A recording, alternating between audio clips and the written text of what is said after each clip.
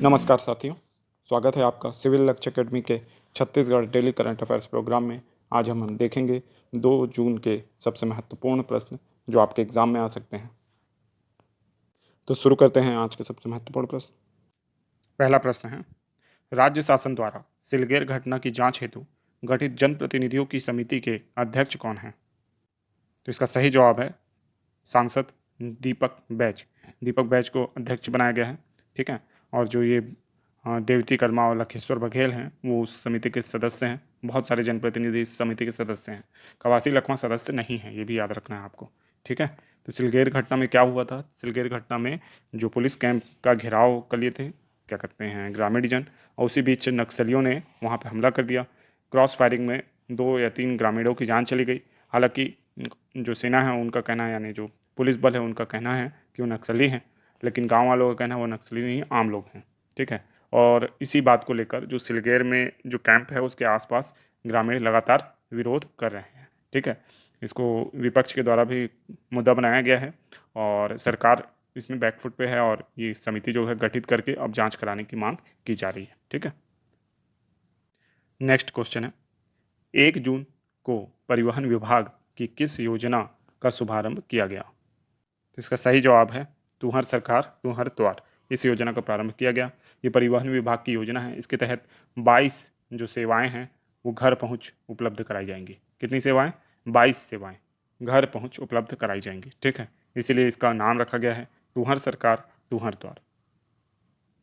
Next question है, 2021-22 के budget भाषण में मीडिया कर्मी की असामयिक मौत होने पर 2 लाख की राशि को बढ़ाकर कितना किया गया है?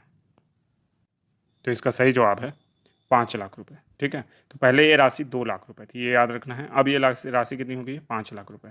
और कोरोना से मृत्यु होती है अगर किसी मीडिया कर्मी को, तो उसको भी ये राशि प्रदान की जाएगी, 5 लाख रुपए, ठीक है। तो ये क्वेश्चन रिपीट इसीलिए किया गया है ताकि आपको जो इसका बैकग्राउंड है ये भी आपको पता चल जाए, ठीक है। नेक्स्ट क्वेश्चन है, छत्तीसगढ़ मौसम केंद्र एवं वेधशाला का मुख्य कार्यालय कहाँ स्थित है? बिलासपुर, भिलाई, दुर्ग या रायपुर? तो इसका सही जवाब है रायपुर। देखिए, समय समय पर ये विभाग जो है छत्तीसगढ़ शासन के लिए अलर्ट जारी करते रहता है, ठीक है। और बताते रहता है कि कब तूफान आएगा, कभी क्या होगा, जैसे यास तूफान है या किसी भी चीज़ की, तो कहाँ कहाँ उसका प्रभाव दिखेगा, ये सारी चीज़ें बताता है, ठीक है, ये मौसम विभाग जो है। तो इसके केंद्र और वेधशाला का जो कार्यालय है वो रायपुर में है। इसको बहुत अच्छे से याद रखिएगा। नेक्स्ट क्वेश्चन है, टीपाखोल जलाशय, डैम, केलो डैम और कृष्णा जलाशय, कृष्णापुर जलाशय किस जिले में स्थित है? तो इसका सही जवाब है रायगढ़, है ना। तो रायगढ़ जिले में स्थित है और इन्होंने तो लगभग नहर बनाने में रिकॉर्ड बना दिया है, ठीक है। 9 साल 10 साल में 1 इंच भी नहर नहीं बना पाए हैं ये डैम, ठीक है। तो बहुत ही, यानी कह सकते हैं, खराब काम रहा है यहाँ पे जल संसाधन विभाग का, ठीक है। और इसी कारण से ये तीनों डैम क्या हैं, न्यूज़ में हैं, क्योंकि इनको बनाने का उद्देश्य जो है वो पूरा नहीं हो पा रहा है, क्योंकि कई क्षेत्रों में इनका जो नहर बनाने की स्पीड है वो बहुत कम है, ठीक है। नेक्स्ट क्वेश्चन है, राज्य में परिवहन विभाग के मंत्री कौन हैं? रविंद्र चौबे, प्रेमसाय सिंह, मोहम्मद अकबर या कवासी लखमा? तो इसका सही जवाब है मोहम्मद अकबर, है ना। तो मोहम्मद अकबर जो है परिवहन विभाग के मंत्री हैं और परिवहन विभाग की अभी योजना लॉन्च हुई है, कौन सी, है ना। तो तुम्हार सरकार तुम्हार द्वार, इसको याद रखिएगा। और ये 22 जो आपकी सेवाएं हैं वो घर पहुंच उपलब्ध कराई जाएंगी।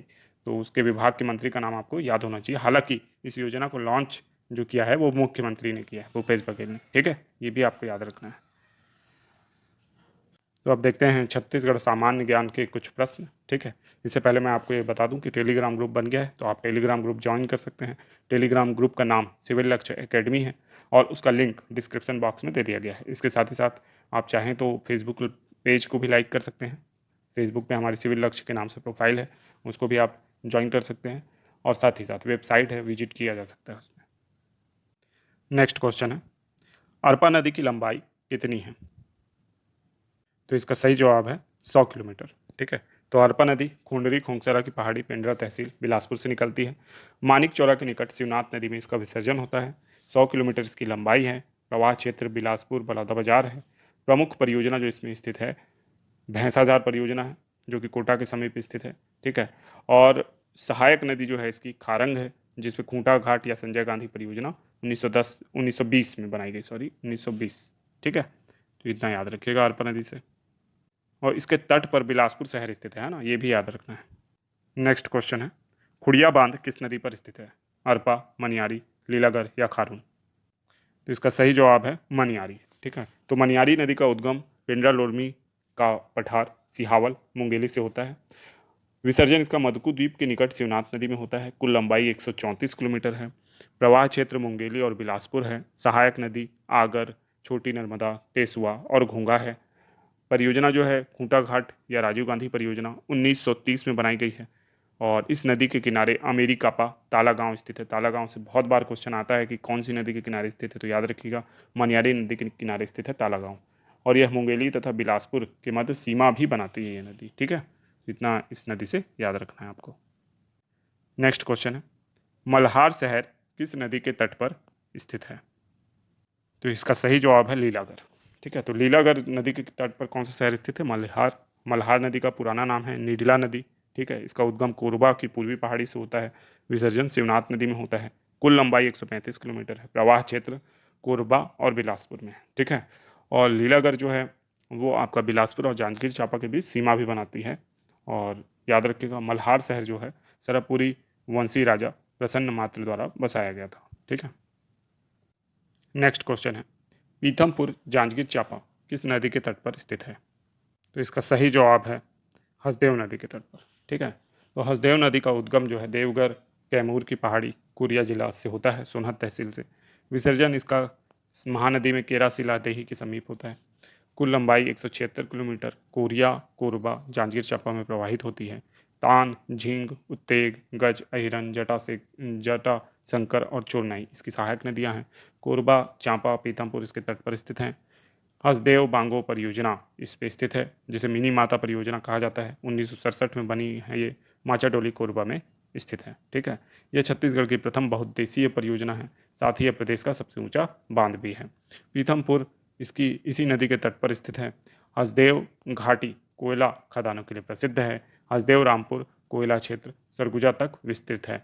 और नदी जोड़ो परियोजना के तहत आहिरन और खारंग नदी को जोड़ा जा रहा है। ठीक है, इतनी जानकारी आप यहाँ से याद रखिए। तो अब हम देखने वाले हैं 29 मई 2021 के रिवीजन प्रश्नों को। अगर आपने ये वीडियो नहीं देखा है तो आप इस वीडियो को देख लें, जरूर देख लें। इसके साथ ही साथ हमारे चैनल को सब्सक्राइब करना और लाइक करना भी ना भूलें। ठीक है, चलिए चलते हैं रिवीजन प्रश्नों की ओर। छत्तीसगढ़ राज्य से जीएसटी मंत्री कौन हैं जिन्होंने 28 मई को आयोजित जीएसटी काउंसिल की बैठक में भाग लिया? तो इसका सही जवाब है टी.एस. सिंहदेव। नेक्स्ट क्वेश्चन है, हाल ही में पूर्व प्रशासनिक अधिकारी एवं सर्व आदिवासी समाज छत्तीसगढ़ के महासचिव का निधन हो गया, उनका नाम क्या है? तो नवल सिंह मंडावी। राज्य सरकार के अनुसार सुकमा जिले के कुपोषण की दर में कितने प्रतिशत की कमी आई है? तो इसका उत्तर है 9%। छत्तीसगढ़ भूभाग का कौन सा हिस्सा यास तूफान से सर्वाधिक प्रभावित रहा? तो उत्तरी छत्तीसगढ़। सालासर बालाजी धाम मंदिर कहाँ स्थित है? तो ये रायपुर में स्थित है। तो ये आज के दिन का होमवर्क प्रश्न है। छत्तीसगढ़ जैव विविधता बोर्ड फोटोग्राफी प्रतियोगिता के कारण विवादों में घिर गया है, इसका मुख्यालय कहाँ स्थित है? तो इसका उत्तर जरूर दीजिएगा। बिलासपुर, रायपुर, भिलाई या दुर्ग? कमेंट बॉक्स में इसका उत्तर दीजिएगा। तो मिलते हैं नेक्स्ट वीडियो में, जो कि शाम को आएगा, जो भारत और विश्व के करंट अफेयर्स से संबंधित होगा। ठीक है, तो आपका दिन शुभ हो। धन्यवाद।